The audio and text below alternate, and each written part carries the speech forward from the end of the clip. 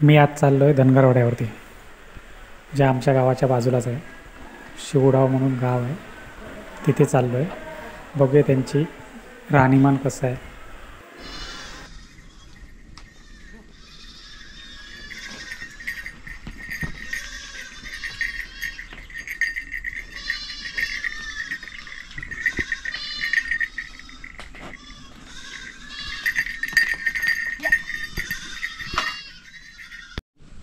गोटली ह्यो पालो असलो हळून घालून लागतं गोट.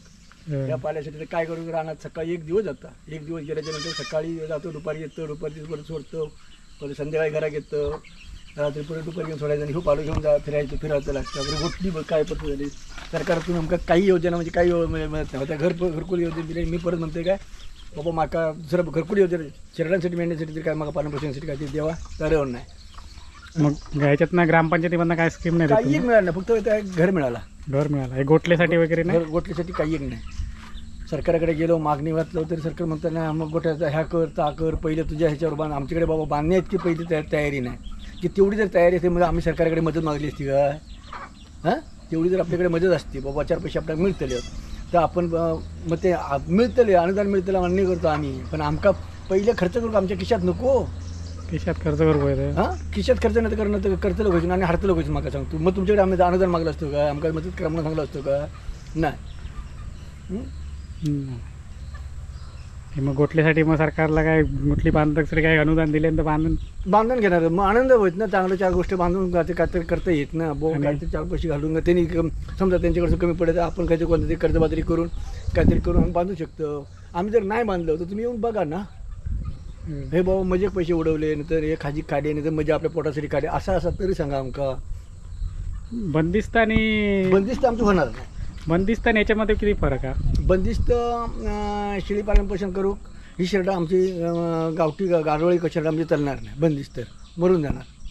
आमचे कसं तुमचं चारू आम्ही जर घालून गेलो तर आमची शर्टं खाणार नाही आणि ती मरून जाणार बंदिस्त केल्याच्यानंतर.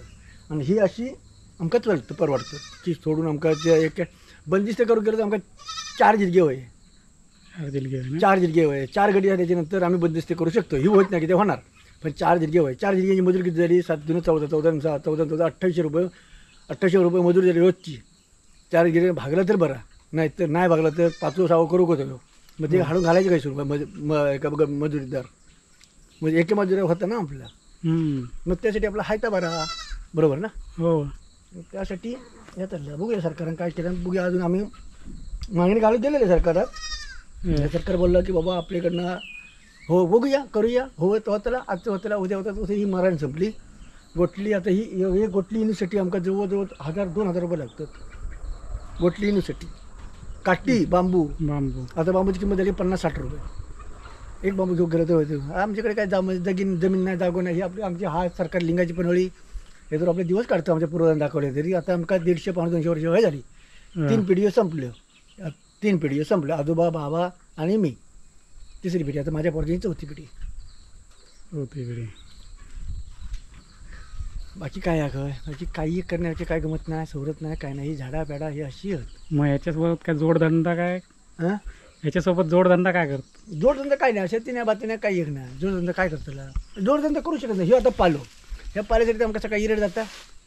इरड जाते सकाळी 7 वाजता बाहेर पडून जातं. रात्री दुपारी 10-11-12 वाजता मागे येतील. ही लोक घास असलं तर खाल्ला घासभर खायला का वाटेक राहिलो मग थांबतो काय आम्ही. असं विषय आहे ना. मग त्या कारणानं आम्ही थांबू शकत नाही ना रे. त्या कारणानं आमका त्यांच्यापासून जाऊ करतो. संध्याकाळी 6 वाजता येतो. कशा जोडधंदो काय करतलं. एक आपली गाय वाड्यात गाय होई गाय मुग होय म्हणून आपल्याला बाळगलेलं आहे. एकच झाला. ही आहे त्यांची माचली, ज्याच्यामध्ये लेंडी खाली पडते आणि त्यांना पण व्यवस्थित बसायला वगैरे भेटते. त्यासाठी ही माचली घालतात.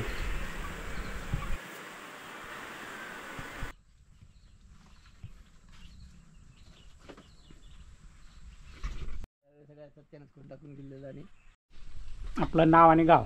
शिवडाव. माझं नाव विठ्ठल जागो खरात. गाव शिवडाव. तुम्ही धनगर व्यवसाय किती वर्ष आहात? होय आता जवळजवळ 3 पिढी 100-150 वर्ष.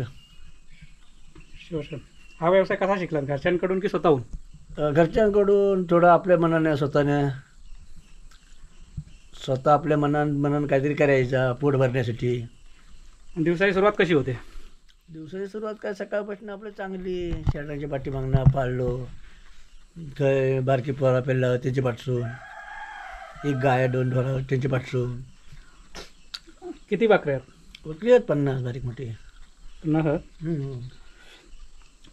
त्यांना सांभाळणं किती अवघड आहे? अवघड म्हणजे इला तर आपलं नाही का आपलं जीवन इलं तर आपलं जीवन नाही तर गेलो. उन्हाळा पावसाळा यामध्ये काय आव्हान येतात? काय पावसात मरणार थोडीफार 50-25% मरतात. तुमचं नुकसान किती त्याच्यात? नुकसान जवळजवळ होतं तरी पण 25 मिळते निदान 2-3 लाख रुपये गेले 3-4 लाख रुपये. उत्पन्न काय नाही पण आपलं व्यवसाय म्हणजे गरिबासरीबानं काहीतरी आपलं जाऊन 4 पैसे काहीतरी कमावून लोकांच्या दरवाजा जाण्यापेक्षा काहीतरी आपल्या व्यापाऱ्याकडे जाऊन आपले 4 पैसे देतो म्हणा त्यासाठी कमावू राखा पाहिजे रे काय.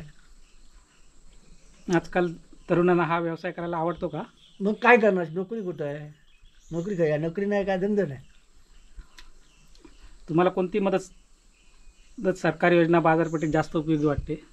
सरकारी योजना आपली काय मग आमका वाटतं म्हणजे काहीतरी आपलं हे तुरंत काहीतरी जर 4 किंवा काहीतरी आमका दिले नाही किंवा समजा व्यवसाय काय दिले तरी आमची करण्याची तयारी असा. एक समजा दुकान किंवा काहीतरी आपलं भाजीपालो असं काहीतरी करून बसण्याची तयारी असं आमची. पण तो पण नाही ना काही गेला तरी आमची 101 पडले लोक बाजारधंदे करणारे आमच्याकडे काही ठिकाण लावून घेते नाही तर मग ह्याच्यातच आपलं काहीतरी पाठभरू आहे ना शेवट. बकऱ्या राखताना कधी वाघा बिगाशी असा संबंध येतो? हां वाघाने किती वेळा खाल्ली जवळजवळ वाघाकडनं काढून सुद्धा घेतली आम्ही. दिवसात हाली 2-4 खाल्ले वाघा. 4 झाली हालीच्या हाली. वाघाची तुम्हाला भीती नाही वाटत? भीती कशी वाटणार जन्म तुमचा व्यवसाय म्हटल्यानंतर भीती कशी जीव जाऊ दे नको जाऊ दे. जसं आपलं प्राणी तसं देतो प्राणी मग तो प्राणी आपल्याला सांभाळण्याचं गरजेचं काम आहे ना. आपण आता कसं आपल्या मुलासारखे ते आपण जपणार मग त्या मुलासारखी आपली जपतो की नाही मग त्याचा जीव जाता मग त्या ठिकाणी आपला जीव जावा का फायदा बघायचो. मग आता तुमच्या मुलांना शिक्षणाचा नाही कसं काय करता? मग काहीतरी कोण मजुरी करून शिकवायचे. त्यावेळेला गरीब परिस्थिती म्हणून मोठ्या मुलाचं शिक्षण माझ्याकडे नव्हे. आता छोट्याला शिकवताय? छोट्या बघूया आपलं काहीतरी झालं तरी शिकवू नाही तर काय परत काहीतरी काहीतरी झालं करून काहीतरी शिकवू येत नाही. तुमच्या मुलांना शिक्षणासाठी सरकार काय अनुदान देत नाही? काही एक ना अजूनपर्यंत 1 रुपयाचं अनुदान नाही आमका अजून ना 1 रुपये नाही. मग सरकारनं तुम्हाला अनुदान तरी दिलं पाहिजे ना मुलांना शिक्षणासाठी? काहीही नाही अजूनपर्यंत आम्हाला तर मला तर माका तरी काही एक नाही.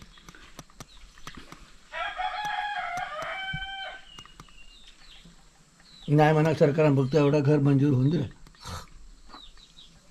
हां एवढं घर फक्त घरकुल योजना म्हणून तेवढी झाली बाकी काही नेमकं सरकारातून. जसं नाही शेळी पालन पोषणचं नुकसान भरपाई नाही बाबा ही मेली काहीतरी नुकसान भरपाई भरूया. आता काल 4-5 वाघांना काढली गावाक नाही तर गार्डन का पाणी ठरवायला साहेबांना काय दाखवायचं दाखवणार की आमच्याकडे काहीच नाही ना मग नगच गावले नाही तर का दाखवतं लोक.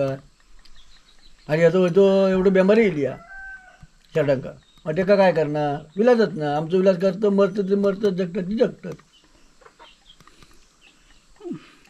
शेरडांबरोबर तर एक आनंदाचा क्षण कोणता आहे? शेरडांबरोबर आनंदाचा क्षण म्हणजे एक बेमारी रोगराया काही येऊ शकत नाही. तुम्हाला टी बी डायबिटीज होणार ना TB होणार कडकी TB लागणार नाही.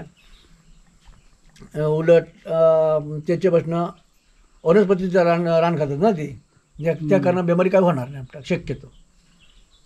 मग त्यासाठी त्यांना बाळगलीच आम्ही झाडात आमच्या.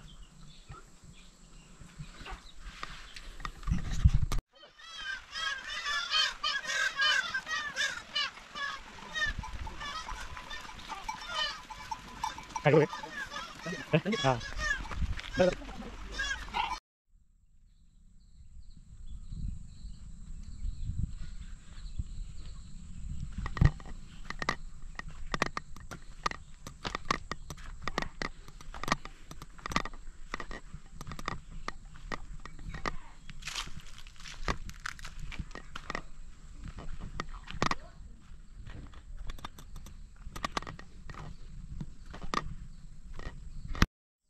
तुम्ही अशी कधी लाकडं ठेवली आहेत का तुमच्या गावी? पडवीमध्ये आम्ही तर अशी ठेवायचो.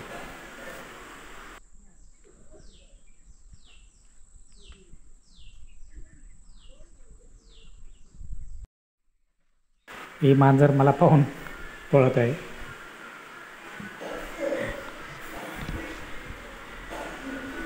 हे आमचं स्वर्ग आहे, कोकण. असं तुम्हाला कुठेही भेटणार नाही. निसर्गाच्या सानिध्यामध्ये घरं, फ्रेश हवा, साधं राहणीमान, बाजूला पक्ष्यांचे किलबिलाट. हे फक्त तुम्ही कोकणात अनुभवू शकता.